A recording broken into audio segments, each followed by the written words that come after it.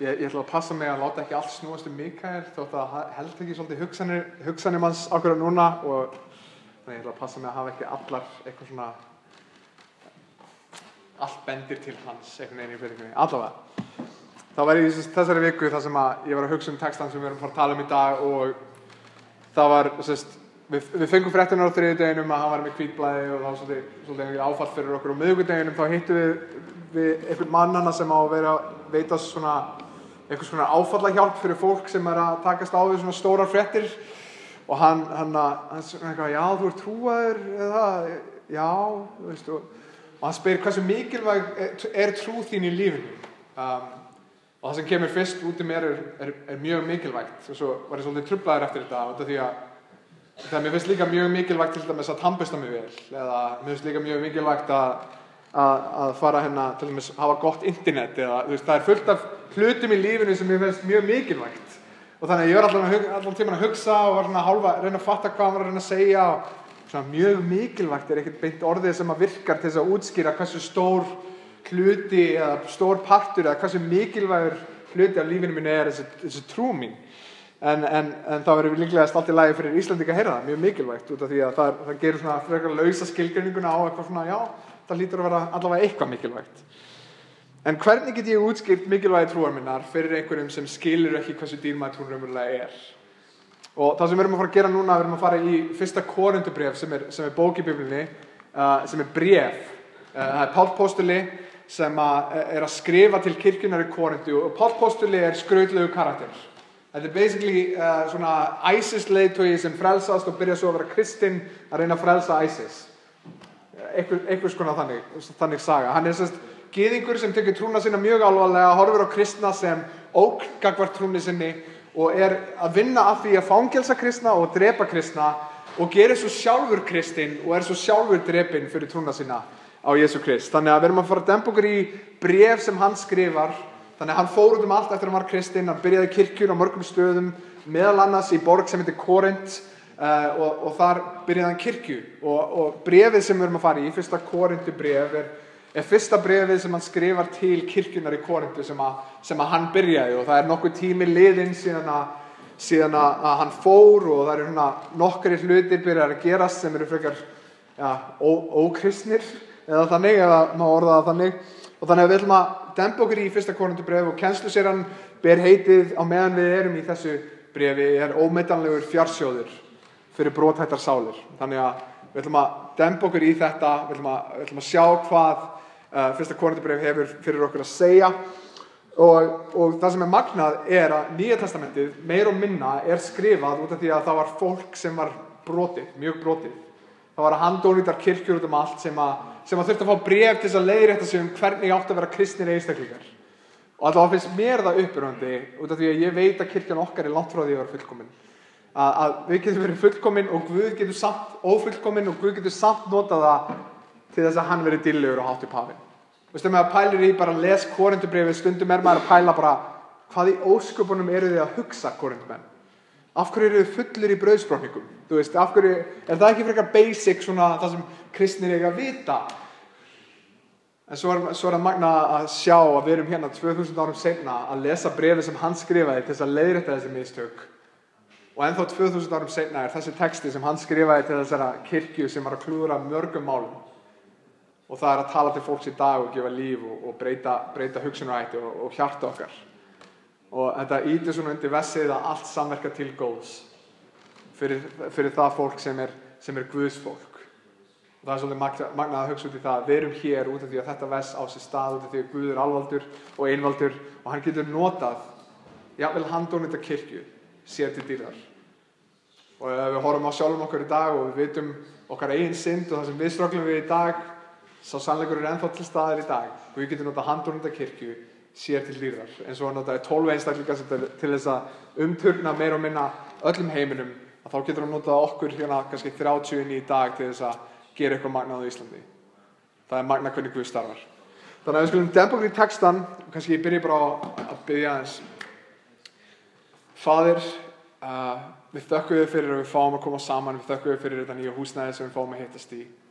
Við þökkum þér fyrir að þú hefur vel séð fyrir Drottinn, að þú hefur gefið okkur ritningarna þínar á okkar máli svo við getum skilið Ég bið Drottinn vinna á hug okkar hjarta, ég bið Drottinn að þú leiðir tungu minna, þú veist að hug minn búin að vera annar staðar og það búið að vera erfitt að undirbúa, erfitt að einbeita sér Drottinn. Ég bið að nota það litla sem ég hef upp á að færa hér í dag til þess að gera eitthvað magnað í hjörtum og lífum fólks. Ég bið Drottinn uppbyrja mig. Ég bið Drottinn að orð þitt fái að vaxa og að þekking á þér fái að vaxa á Íslandi. Að Íslandingar megi koma til þekkingar á sannleikunum sem ert þú. Hversu magnaður þú ert og hversu dýrlegur þú ert, Drottinn. Ég bið að styrkja okkur í trúnni varðandi þess að komandi viku. Viltu hjálpa okkur að vera ljós í vinnustöðum okkar, í skólanum okkar eða hvað sem við erum að gera. Viltu hjálpa okkur, Drottinn, að segja ekki bara með vörum okkar að við elskum Guð eða fylgjum Kristi, heldur megi það vera augljóst á hvernig við lifum okkar lífum. Og Drottinn, ég bið þig að þegar við dæmum okkur í textan í dag að það megi vera augljóst, Drottinn, að við megum kynnast hér betur og það megi hafa áhrif á hvernig við lifum og hvernig við berum okkur, hvernig við tölum við fólk. Við þökkum þér, Fari, fyrir náðin og miskunn, fyrir það að við erum komin hér í dag og við fáum að heyra þitt orð. Ég bið að leiða tungu minna, Drottinn. Í Jesú nafni. Amen. Þannig að, ég veit ekki, sjáu þetta alveg aftast á skjáin. Ok. Þannig að 1. Korinthubréf 1:1-9, skulum bara lesa textan. Páll kallaður Guðs vilja til að vera apóstili Jesú Krist og Sóstenes, bróðir vor, heilsar. Söfniði Guðs í Korintu þeim sem helgaðir í Kristi Jesú, heilagir að köllun til, ásamt öllum þeim sem allstaðar ákalla nafn Drottins vors Jesú Krist, sem þeirra Drottinn og vor. Náð sé með ykkur og friður frá Guði föður vorum og Drottni Jesú Kristi. Ávallt þakka ég Guði mínum ykkar vegna fyrir þá náð sem hann hefur gefið ykkur í Kristi Jesú. Í honum þeir auðugir orðnir í öllu, í hvers konar ræðu og hvers konar þekkingu. Vitnisburðurinn Krist líka staðfestur orðinn á meðal ykkar, svo að ykkur brestir ekki neina náðagjöf meðan þér væntið opinberunar Drottins vors Jesú Krist. Hann mun og gerir ykkur staðfesta allt til enda, óásakanlega á degi Drottins vors Jesú Krist. Trúr Guð sem ykkur hefur kallað til samfélags sona síns, Jesú Krist, Drottins vors. Þannig að við erum að díla við þessu 9 vers í dag og það sem merkilegt þegar ég horfi á þetta, þegar ég las þetta nokkru sem yfir í röð, hvað maður segir oft Guð eða Drottinn eða Jesú Krist í 9 versum. Og ég taldi það hann telur upp Guð, Drottinn eða Jesú Krist 20 sinnum í 9 versum. Og strax í upphafi á bókinni, upphafinu á þessu bréfi, þá vitum við hvert umfangsefnið Það er augljóst að hann ekki að gefa okkur einhverja leksíur hvernig við eigum að einblína á sjálfan okkur eða horfa innrá við. Hann að segja okkur, horfið á Krist, horfið á Guð, horfið á Drottinn. Og í þessu bréfi þá hann að takast við ýmis mistök, hann að takast á við synd, hann að takast á við klúður sem kirkjan í Korintu búin að vera að stunda í hver veit hversu langan tíma. Og það magnaði að í upphafi þá byrjar hann ekki á að taka fram öll þau klúður sem þau eru búin að gera, heldur einblínir hann á Guð þeirra. Hann einblínir ekki á syndina eða klúðurinn sem kirkjan er búin að gera, heldur á Guðum. Og hann skrifar til að leiðrétta kirkjuna, hann skrifar til að uppbyrja kirkjuna og til að byggja hana upp. Og það magnaði að hann byrjar með því að beina augum þeirra, beina athygli þeirra, ekki inn á við, ekki að segja, farið í djúpa hugleiðingu hversu syndug þið eruð, heldur frekar horfið upp á Guð sem magnaður. Horfið upp á Guð sem betur en allt. Í öllu kristna lífinu Guð miðpunktur okkar. Í þjáningum, í að takla synd, í efasemdum, í erfiðleikum, í velgengni, í blíðu, þegar allt gengur vel, þegar allt að blessast, þá verður að minna okkur á að eins og textin sýnir í dag, þetta snýst allt Guð. Þetta snýst allt Drottinn, þetta snýst allt Jesú Krist, en ekki okkur sjálf. Og í öllu kristna lífinu þá hann miðpunkturinn okkar. Og spurningin okkar hvar eru augu okkar í dag? Kannski erum við svolítið upptekin okkur núna, kannski erum við að ganga í gegnum þjáningar, kannski allt að ganga rosalega vel. Við erum öll á mismunandi stöðum í lífinu, en hvar eru augun okkar? Og kannski ertu að glíma við synd sem að þú ert bara mjög augljóslega, þú sérð það sé mjög augljóslega verk í þínu lífi og þú ert að reyna að tækla hana á öll athygli þínir á syndinni frekar en einhverjum öðrum, eins og Guði. Hvar eru augu okkar? Matteusarguðspjall 6:33 segir, en leitið fyrst ríkis hans og réttlætis og allt mun veitast ykkur auki. Og getur verið að mistök kirkjunar í dag og í gennum aldina svo að við að finna hér. að finna í því að við erum ekki búin að leitast fyrst og fremst ríkis og réttlætis Guðs. Heldur erum við búin að horfa á aðstæður okkar, við erum búin að horfa á synd okkar, við erum búin að horfa á klúður okkar. Hvort sem aðstæður breytast, hvort sem það er gott eða slæmt, þá er það ofta seinasta sem við gerum er að horfa til Krist. Það þegar við upplifum einmanaleika eða þegar við upplifum bara vonleysi, að það er engin gleði lengur í neinu sem við gerum, að þá er það ofta seinasta sem við gerum er að leitast til Jesú Krist. Kannski eftir við erum búin að prófa að tala við fólk og tala við okkar nánustu og tala við félagsráðgjafa eða hvað sem það er oftast það seinasta þegar ekkert annað sem lífið hefur upp á að bjóða, þá loksins föllum við á kné. Og ég held að það sé oftast þannig að til dæmis að það er sagt að þeir sem lenda í áfengisneyslu og eiturlyfjaneyslu, þeir eru tilbúin að detta á knén. Ég held að það sé kannski bara út af því að þeir eru búin að leita hamingju í mörgum öðrum stöðum og séu komin á þann stað þess að við séum loksins tilbúin að gefast upp. Loksins tilbúin að segja, ok, ég er ekki góður Guð. Ég þarf að finna einhver sem er betri en ég, sem er stærri en ég. Aðstæður breytast, hvað sem þær eru góðar að slæmar. En oftast það senasta sem við gerum er að horfa til Krist. Hversu margir eru að glíma við til dæmis ótta eða kvíða eða stress eða græðgi eða losta eða þunglyndi eða hvað annað. Það oftast það senasta sem við gerum enn og aftur er að horfa til Krist. En svo uppskrift sem við sjáum fyrst hér í þessum 9 versum í dag er hann hamrar á Guð, Drottinn og Jesús Kristur. Hann hamrar á því að horfa upp. Jafnvel í kirkju sem hann á eftir að segja mjög mikið af hlutum munum. Hann á eftir að díla við mjög mikið af vandamálum. Og það fyrsta sem hann gerir er að hamra á Guði sjálfum. Og ég sjálfur gert þetta, þú veist að ég á orkan fer í að einangra syndina til dæmis. Ef ég sé eitthvað í mínu lífi sem ég þarf að laga, þá fyrir öll athygli mín í að laga þennan hlut og einblína á þennan hlut og svo horfi ég tilbaka við senustu viku og ég átti mig á því að ég er ekkert búin að lesa eða biðja. Ég er ekkert búin að gefa mig undir Guð, ég er ekkert búin að gefa tíma þar sem ég horfi bara á hann og sé hversu magnaður hann er.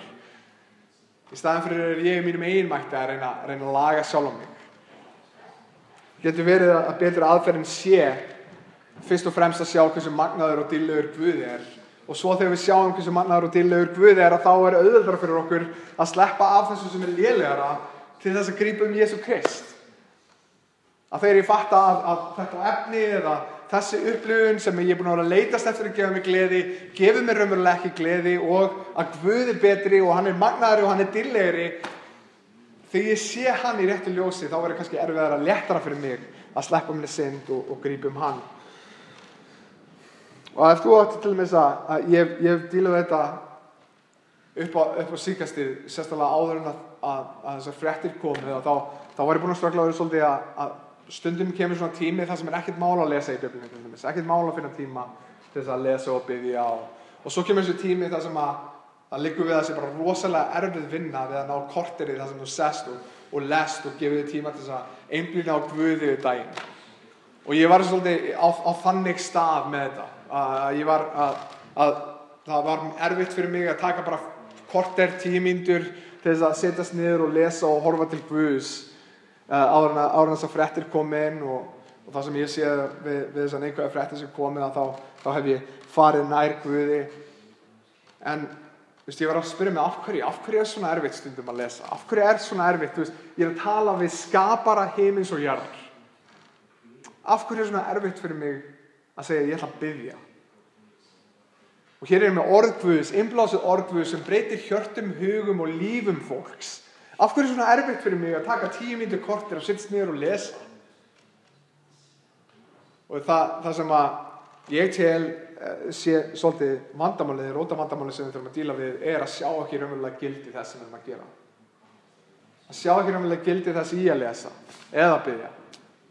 Og kannski róta vandamálið það að við sjáum ekki raunverulega gildi í Guði. Það sem við erum að segja er ég tel aðra hluti vera betri en þú. Og það sem ég byrjaði að pæla fyrir sjálfum mér, ef einhver myndi segja látum við fá 2000 blaðsíðna bækling sem sagði að þetta væri erfðaskrá, kannski átti hann bara mjög mikið af hlutum, þessi kall sem var að skilja eftir þessi erfðaskrá, eða ákvað að dreifa bara mjög litlum hlutum, bara mjög vítt og breytt. En hann sagði eitthvað við mig að inn í þessari erfðaskrá einhver staðar segir að þú eigir 200 milljónir. Þú þarf bara að finna staðinn og sýna ykkur það. Að þú 200 milljónir í þessari erfðaskrá. Hversu margir myndi missa hennan? Allt í einu æginn komin nákvæmlega þá og allt í einu ekkert mál að lesa, allt í einu bara dag og nótt, ekkert mál að flétta blaðsíður og leitast eftir hvar eru mínar 200 milljónir. Allt í einu agavandamálið og ADHD og ADD og hvað sem aðra skammstaðanir sem við erum búin að lýsa yfir okkur, að þá allt þetta farið og við ætlum að reyna að finna okkar 200 milljónir, hvort sem ég bara hættur í vinnunni, ég veit þetta hérna og ég ætla að lesa dag og nótt þangað til ég finn þetta.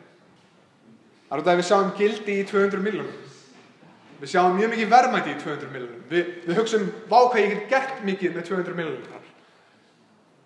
En þegar kemur að því að gefa 10 mínútur korter í að lesa orð Guðs, gefið til sköpunar sinnar, þá finn ég mig á þessu stað að, vá, af hverju þarf ég að vinna svona hart fyrir þessu?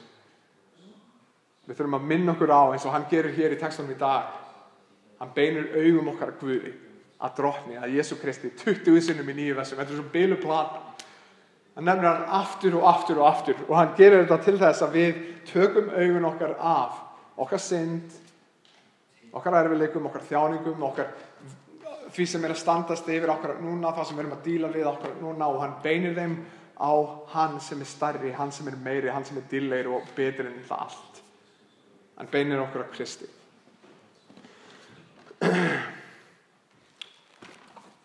Og jável til þess að í frelsun okkar, að þá getum við ekki eins og tekið kredit. Við sjáum í versi 1, Páll kallaður á Guðs vilja. Við sjáum í versi 2, söfnuður Guðs í Korintu, helgaðir í Kristi Jesú. Versi 3, náð sé með ykkur og friður frá Guði föður voru. Vers 4, náð sem hann hefur gefið ykkur í Kristi. Við sjáum þetta aftur í versi 8 og versi 9. Og maður spyr sig þegar maður lesa þennan texta, hverju ósköpunum mitt hlutverk? Ef að Guð að kalla mig, ef að Guð að draga okkur í samfélagi, ef að Guð að bjarga mér, hvað á ég að gera? Okkar hlutverk að vera lík sem fær líf. Að hann kemur og hann gefur okkur líf, hann gefur okkur andan og við lifnum við til þess að eins og vers 2 segir okkur að við getum ákallað nafn Drottins vors Jesú Krist. Og með þessa nýja þungamiðju, ef að þetta þungamiðja lífs okkar, ef að Guð það sem allt lífið snýst það sem tilveran snýst að þá byrjar hlutir að breytast, þá skapast ný fjölskylda. Við sjáum að gyðingar og Grikkir, þeir koma saman sem bræður og systur. Við sjáum að ríkir og fátækir leitast eftir betri auð heldur en jarðlegum auð. Við sjáum háttsetta og þræla koma saman sem bræður og systur. Lofandi þann sem æðri þeim öllum. Við sjáum að ólærðir og lærðir gefa sig undir kennslu póstólana til þess að vita meira Jesú Krist. Að þegar þungamiðjan búin að breytast í lífun okkar, þegar það ekki áhugamálin okkar eða hvað sem við erum að gera við dagana, þegar að Kristur þungamiðja lífs okkar, að þá byrjar allt annað að falla og ný fjölskylda skapast þar sem að við erum bræður og systur frá ótrúlega ólíkum bakgrunni. Ég minnist bara nokkra heimahópa þar sem að 2 einstaklingar hér inni voru alltaf að tala meðferðarheimili til dæmis. Alveg bara 1 til 2 tíma í hverjum heimahóp þar sem að voru sögur á einhverjum meðferðarheimili. Og ég kannast ekkert við þessa sögur, ég kannast ekkert við svona líf. Ég hef aldrei upplifað þetta. Ég ekki með neina sögur á meðferðarheimili. En hversu magnaði að þegar þungamiðja lífs einstaklinga breytist, þá eru gæjar sem eru búin að vera í dópi frá þau eru 11 eða 12 ára og gæjar sem voru búa til sín eigin ljótu orð út af því að þeir ólust upp svo kristnir. Allt í einu orðnir bræður og systur. Fólk sem getur ekki skilið hvort annað neitt. Fólk frá mismunandi menningum og húðlitum, talandi mismunandi tungumál.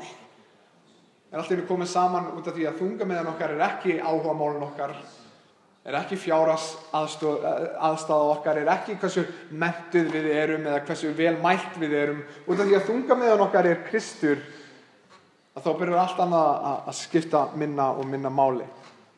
Menning byrjar að skipta minna máli, menntun og bakgrunnur og húðlitur og hvað annað. Augu okkar á verki Krist sem fyrir sitt blóð hefur gert okkur blóðtengt. Sama hversu ólík við erum. Og í mikilvægi Krist, þá hverfur mikilvægi alls annars. Þannig að það sem við sjáum líka í textanum í dag er að hann nefnir hann orð náð, sérstaklega þegar hann fer í seinni helminginn í textanum í dag. Náð,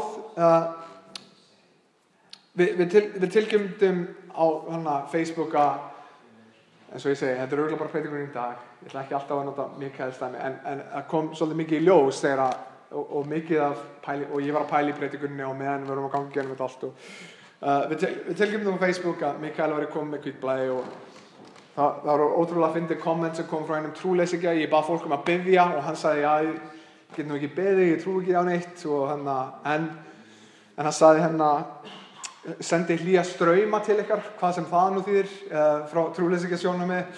En hann sagði, ef einhver á skilið bænasvar, þá ert það þú. Og þetta var svona, þetta var sett upp á svona krútlegan hátt og svona, ég stend með þig vinur og eitthvað svona. En er þetta rétt? Ég var að hugsa í þessum aðstæðum og ég hugsaði, nei, ég á alls ekki skilið neitt bænasvar. Enginn á skilið bænasvar frá Guði. Ég get sagt og gert og hugsað synduga hluti sem þýðir að ég er bókstaflega búin að segja, Guð, ég trúi því að hamingja mín sé að finna annar staðar og ég ætla að leitast eftir að tilbiðja aðra Guði. Að ég með mínu lífi er búin að segja við Guð, ég held að ég sé aðeins vitrari en þú. Ég veit að þú skapaði mig, ég veit að þú skapaði mig með tilgang, en ég held að ég sé með nýja hugmynd sem gæti gefið mig betri gleði heldur en þú. Þannig að ég ætla að fara minni eigin leið og gangi vel með þetta kristilega dæmi. Ég er búin að gera þetta með mínu lífi, ég er búin að segja við almáttugan Guð, skapara himins og jarðar, ég held að ég viti aðeins betur. Basically, ég er minn eigin Guð. Ég segi hvað er rétt, ég segi hvað er rangt og ég segi hvað gerir mig hamingjusaman. Ekki þú skapara minn, ekki þú sem elskar mig. Og ég hef gert þetta með orðunum mínum, ég hef gert þetta með lífi mínum. Ég hef gengið frá Guð og sagt, ég veit betur en þú. Það sem Guð hefur gert fyrir mig er að nálgast mig í þessu ástandi. Á meðan ég var að labba í burtu, á meðan ég var með orðum mínum að afneita honum, að þá var hann að nálgast mig í þessu ástandi. Og ég þegar ég minni mig á hversu alvarleg mín synd er, því stærra gerist orðið, þetta sem að hann nota þarna, náð. Það eru margir sem leggja upp úr því að tala um hversu mikið Guð elskar okkur og tala þá aldrei um að Guð sé reiður gagnvart synd eða eitthvað svoleiðis. Og í því að gera það, þá er það oftast yfir því að þeir vilja upphefja ást Guðs. Þeir vilja gera meira úr því að Guð elskar fólk, og sem er alveg gott að vissu leyti, en það kalt hana við það að þegar við gerum það, þegar við tölum bara um hversu mikið Guð elskar og ekki hversu réttlátur hann er eða heilagur eða dómari, að þá rauninni gerum við minna úr ást Guðs, út af því að allt í einu elskar hann mig og það er bara frekar auðvelt að elska mig. Ég er frekar fín persóna, ég er frekar góður á því. Af hverju ætti Guð ekki að elska mig? Auðvitað á ég skilið bænasvar. En við horfum á hann og við vitum að hann er réttlátur og hann er heilagur og hann elskar okkur. Og þegar ég minni mig á að ég er búin að ganga frá honum og ég er með orðum mínum og lífi mínu, ég er búin að segja, nei Guð, mér langar ekkert með því að hafa og hann elskaði mig og dróð mig að sér, að þá ætla ég að minna fólk á að hann er heilagur og hann er dómari, en hann hefur sýnt mér náð. Hann hefur sýnt mér náð og okkur náð. Í náð er ekki einungis miskunn þar að hann haldi aftur á refsingunni, heldur er það að hann leitist eftir að gefa okkur blessun þegar við eigum enga blessun skilið. Þegar ég hafði afneitað Guði, eyðilagt samband mitt við hann og valdi dauða mínum í rauninni, þá kemur hann og býður líf í dauða sínum. Og það er náð, gjöf sem við eigum ekki skilið. Og svo farum við okkur í vers 5 og við sjáum þannig að hann talar um að við erum auðgaðir í Kristi. Með náðinni í huga þá minnir Páll Korinthumannana á að þeir hafi hendur sínar í ómetanlegum fjársjóð. Að þegar hann talar um þá sem auðuga, þá er hann ekki að tala um líkamlegan, hann er ekki að tala um að þeir eru með fullt af peningum og geti keypt flotta byggingu eða eru með rosalega flotta aðstöðu eða þægilegt líf. Hann talar um að þeir eru auðugir, þeir eru ríkir í þessum boðskap, að þeir hafa fengið í hendunar náð, að þeir hafa þekkingu á því að Guð hefur sýnt náð, yfir því að þeir eru auðugir í boðun þess að að þeir hafa náð. Í rauninni eru þeir ríkir út af því einhver hefur predikað þetta. Í þessum fjársjóði eru þeir rík í ræðu og þekkingu. Og kirkjan er rík af því að fólk stendur á þessum sannleik, predikandi Jesú Krist og fólki vex í þekkingu á Jesú Kristi. Og í þekkingu sinni þá vex það í hæfni til dæmis til að kenna börnunum sínum. Rauninni út af því að það er verk okkar allra. Þá vex það í hæfni til þess að segja öðrum frá í vinnustöðum okkar.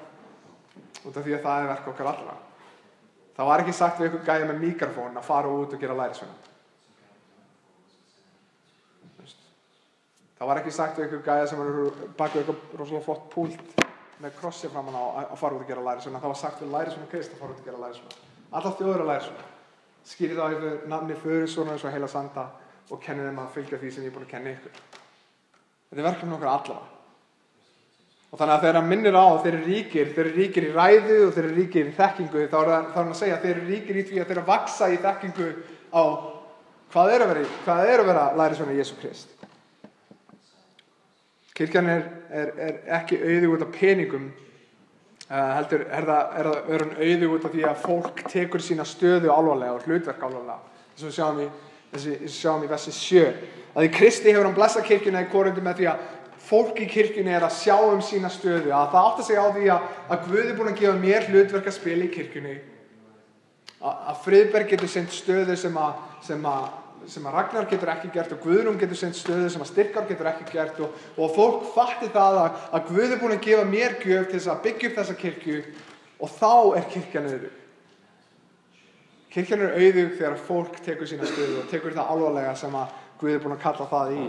Mismunandi fólk að sinna mismunandi stöðum að sama markmiði, það er að undirbúa sig fyrir komu Jesú Krist. Og nú fáum við hittast til dæmis hérna í þessari flottu byggingu.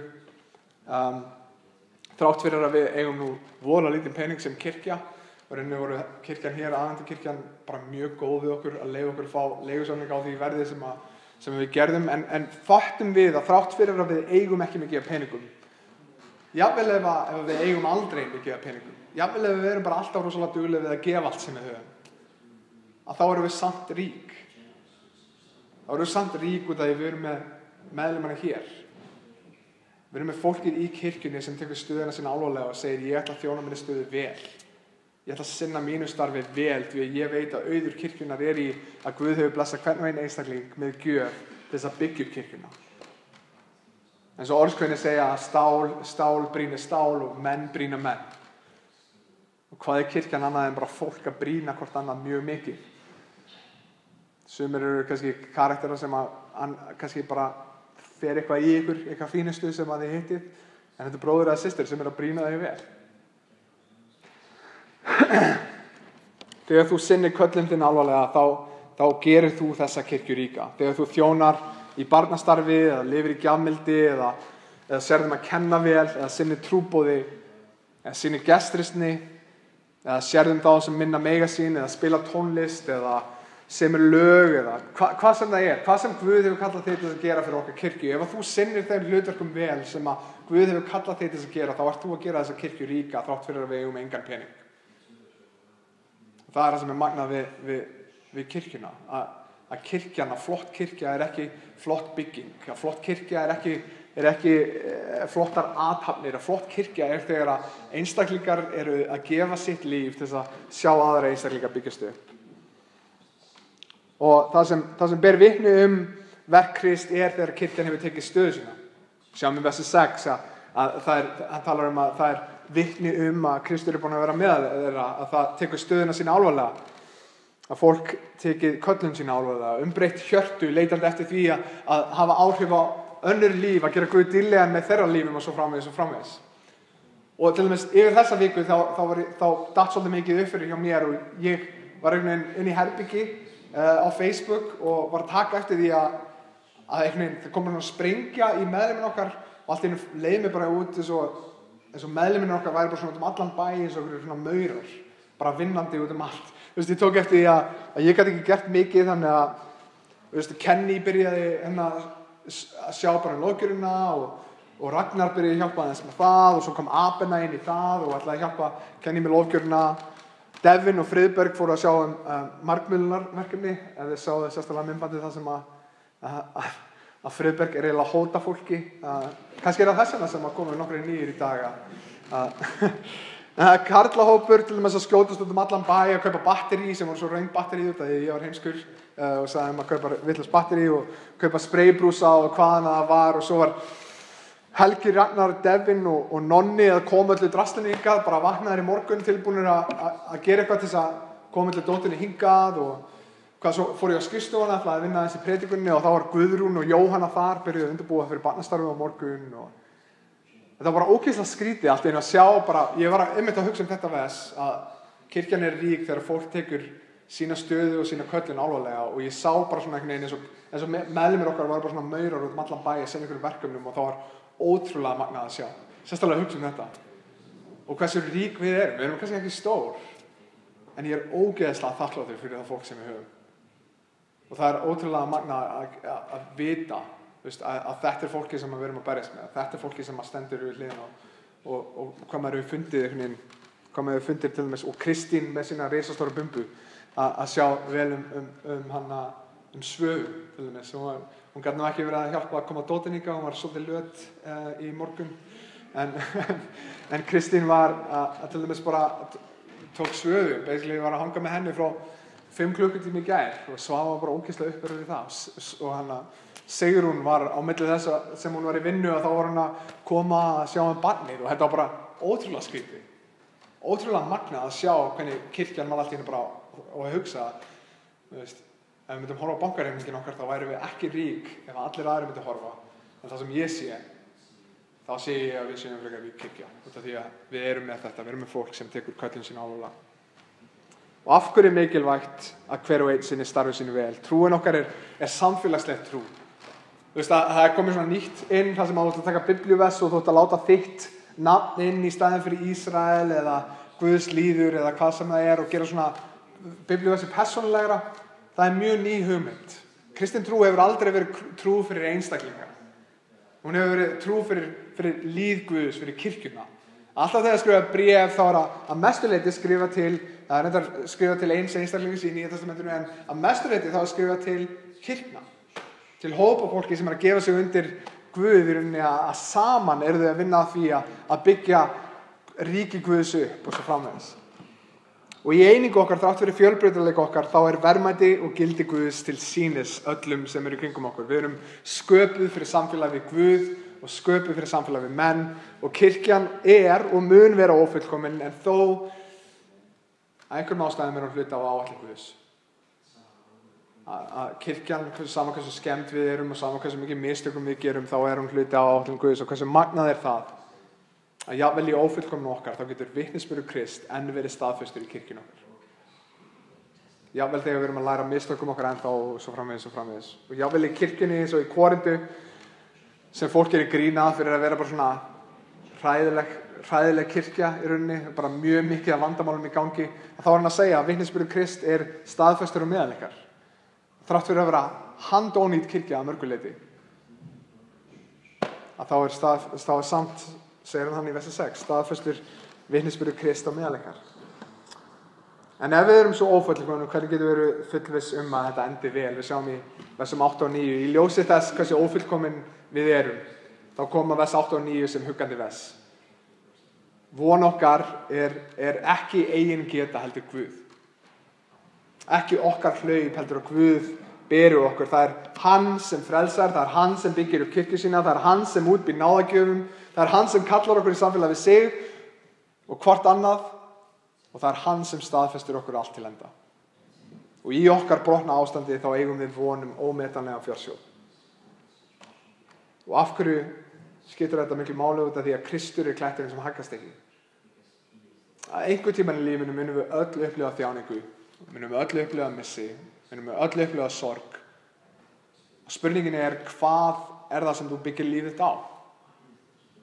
Við prentum mynd fyrir löngu í og Svava sem er tilvitnun í Charles Spurgeon sem segir I have learned to kiss the waves that slam me up against the rock of ages.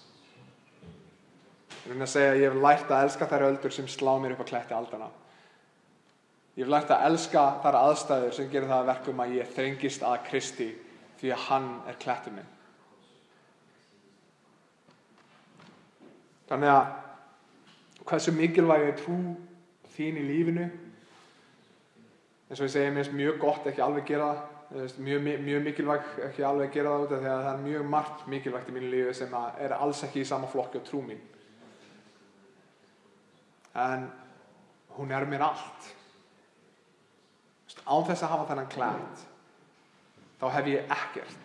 Ef að traust mitt er á mér og sjúkdómsgreiningin kemur eða lélegar aðstæður koma og ég get ekki séð þær, þá er von mín úti. Það er Guð sem er klettur okkar. Það er Guð sem er klettur aldarinnar sem stendur stöðugur í sama hvað er að ganga. Hún er mér allt. Væri líklegast nær því að útskýra hversu mikilvæg trú mín er. En á sama tíma þá þyrfti ég ekki að útskýra, að það er ekki bara einhvers konar trú. Það er ekki bara ég trúi að það sé einhver Guð til. Ég trúi að hinn sanni Guð sé minn Guð.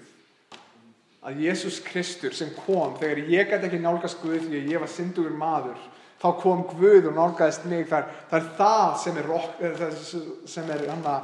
sem er bjargið helga. Það er hann sem stendur stöður í gegnum tíðina. Það er ekki bara einhver svona hugmynd um Guð, svona frekar opin hugmynd um Guð. Það er þessi Guð. Eini sanni Guð sem er skapari minn, sem veit hvar gleði mín er að finna og er stöður í gegnum allt. Það er hann.